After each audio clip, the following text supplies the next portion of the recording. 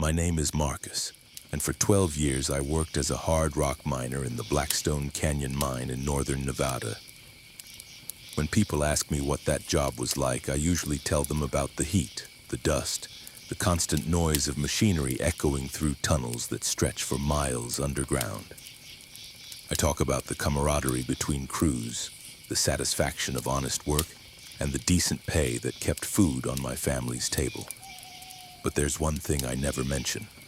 Something that happened during my final month at Blackstone Canyon that changed everything I thought I knew about what lies beneath our feet. This isn't a story about mining accidents or equipment failures. It's about something far more unsettling. Something that began with sounds that shouldn't exist 2,000 feet below ground. Sounds that made grown men refuse to work certain shifts. Sounds that caused our most experienced foremen to request transfers to other sites.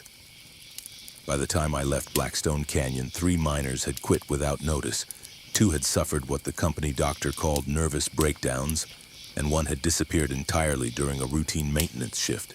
The mine itself was nothing special by industry standards. Blackstone Canyon had been operational since 1987, extracting copper and zinc from a network of tunnels that honeycombed through the mountains like a massive underground city. The main shaft descended nearly 3,000 feet with dozens of lateral tunnels branching off at various levels. Some of these passages extended for miles, following ore veins that twisted and turned through the rock in patterns that seemed to have no logic. I started working there in 2009. Fresh out of a mining technology program and eager to begin what I thought would be a stable career. The work was exactly what I expected: long shifts in artificial light, constant noise from drilling equipment and ventilation systems, and the particular exhaustion that comes from spending your days in an environment where the sun never shines. Most miners adapt to this routine quickly, and I was no exception. The crew I worked with was solid. There was Jimmy Castellanos, a 20-year veteran who knew every tunnel in the mine like the layout of his own house. Maria Santos ran our drilling operations with the kind of precision that comes from 15 years of experience. Big Tom Morrison handled explosives and rock removal, and despite his intimidating size, he was one of the gentlest people I'd ever met. Our foreman, Dave Kowalski, had worked in mines across 3 states and commanded respect through competence rather than authority. For the first 11 years, nothing unusual happened. We had our share of equipment breakdowns, minor cave-ins, and the occasional injury that comes with the territory. But the mine felt predictable, controllable. We knew which tunnels had unstable ceilings, which areas required extra ventilation, and where to expect pockets of gas that could cause problems if not properly managed. The mountain had its moods, but we understood them. Everything changed in March of 2021 when the company decided to extend operations into a section of the mine that had been sealed off since the early 1990s. According to the records I was able to access, this area had been closed due to what the reports described as geological instability. The official documentation mentioned concerns about rock quality and potential structural failures, but the language was vague in a way that seemed intentional. The reopening project began on a Monday morning with a crew of specialists brought in from the corporate office. They spent 3 days cutting through the concrete barriers that had sealed off the old tunnels using equipment I'd never seen before. These weren't our usual mining tools. The machinery was quieter, more precise, almost surgical in its operation. When I asked Dave about it, he just shrugged and said the company wanted to be extra careful with the reopening. Once the barriers were removed, our crew was assigned to conduct preliminary surveys of the newly accessible areas. The tunnels beyond the seal were in better condition than anyone expected. The air quality was good, the structural supports appeared sound, and there were no obvious signs of the geological problems that had supposedly caused the closure. If anything, these passages seemed more stable than some of the areas we worked in regularly. But there was something different about the atmosphere down there. It wasn't anything you could measure with instruments or document in a report. The air felt heavier somehow, more oppressive than in other parts of the mine. Sound behaved strangely too. Conversations that should have carried clearly through the tunnels seemed muffled, while other noises seemed amplified in ways that didn't make sense. Jimmy noticed it first. He'd been working in a section about half a mile from the main tunnel when he radioed back to say he was hearing something unusual. When Dave asked him to describe it, Jimmy hesitated for a long time before responding. He said it sounded like machinery running somewhere deeper in the mountain, but machinery unlike anything he'd encountered in 30 years of mining work. We all stopped what we were doing to listen. At first, there was nothing but the usual background noise of ventilation systems and distant equipment. But after a few minutes of silence, we began to hear it too. A low rhythmic sound that seemed to pulse through the rock itself. It wasn't mechanical in any way we recognized.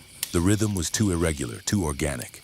It reminded me of a heartbeat, if a heartbeat could be the size of a building. Maria suggested it might be water moving through underground caverns we didn't know about. Tom thought it could be settling from the blasting we'd done in adjacent areas. Dave radioed back to the surface to ask if any other crews were working in nearby sections, but the response was negative. According to Operations Control, we were the only team active in that entire quadrant of the mine. The sound continued for about 20 minutes, then stopped as abruptly as it had begun. We finished our survey work and returned to the surface, but none of us talked much during the ride up in the elevator. There's an unspoken understanding among miners that some things are better left undiscussed, at least until you've had time to process them properly. That night, I found myself researching the history of Blackstone Canyon Mine. The internet provided basic information about production numbers and safety records, but details about the sealed section were remarkably scarce. I did find a newspaper article from 1991 that mentioned an incident involving missing equipment and unexplained structural damage, but the article was brief and raised more questions than it answered. The next morning, Dave announced that corporate wanted us to accelerate our exploration of the reopened areas.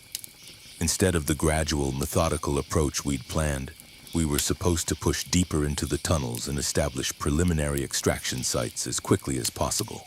When Jimmy asked about the unusual sounds from the previous day, Dave said he'd filed a report but hadn't received any response from the engineering department. We descended into the sealed section again, this time with additional equipment for more extensive operations.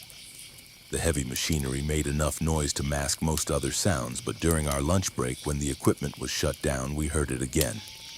The same rhythmic pulsing, but louder this time and coming from a different direction. Tom was the first to suggest that maybe we should investigate the source of the sound directly.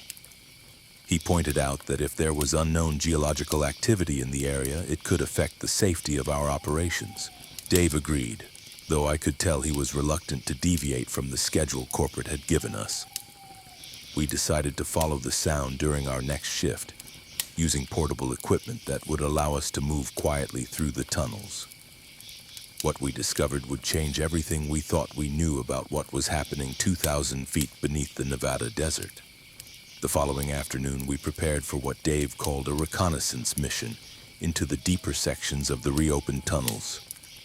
Our usual mining equipment stayed behind. Instead, we carried portable lights, basic hand tools, and a digital recorder that Dave thought might help us document whatever we found. The company's official position was that we were conducting routine geological surveys, but everyone understood we were really trying to solve the mystery of those sounds. The entrance to the sealed section looked different in the afternoon light filtering down from the main shaft. The concrete barriers had been completely removed, leaving smooth-cut openings that seemed to exhale cooler air than the rest of the mine. Jimmy checked his equipment twice before we entered, a nervous habit I'd never seen from him before. We moved single file through the main tunnel, following the path we'd surveyed the previous day. The rhythmic sound wasn't present when we started, but after about 15 minutes of walking, it began again. This time we could feel it as much as hear it, a vibration that seemed to travel through the steel supports and into our boots, creating an unsettling sensation that made conversation difficult. Maria had brought along a seismic detector, a piece of equipment normally used to monitor blasting operations. As we moved deeper into the tunnel system, the readings on her device became increasingly erratic. She showed me the display, pointing to fluctuations that didn't correspond to any known geological phenomena. The patterns looked almost like breathing. with regular peaks and valleys that suggested something massive was expanding and contracting somewhere below us. After walking for nearly an hour, we reached a junction where the main tunnel split into 3 separate passages. The sound was definitely coming from the middle passage, a route that descended at a steep angle into what our maps indicated was unexplored territory. Dave consulted his charts, but this section wasn't detailed in any of the documentation we'd been given. The middle passage was different from the tunnels we'd been working in. The walls were smoother, almost polished, and showed evidence of water flow that must have occurred decades earlier. Our lights revealed mineral deposits that created unusual patterns in the rock, formations that looked almost deliberate in their arrangement. Tom remarked that it looked like someone had decorated the walls, though we all knew that was impossible. As we descended, the temperature began to drop noticeably. Most mine tunnels maintain fairly consistent temperatures, especially at the depths we were working, but this passage was getting colder with each step.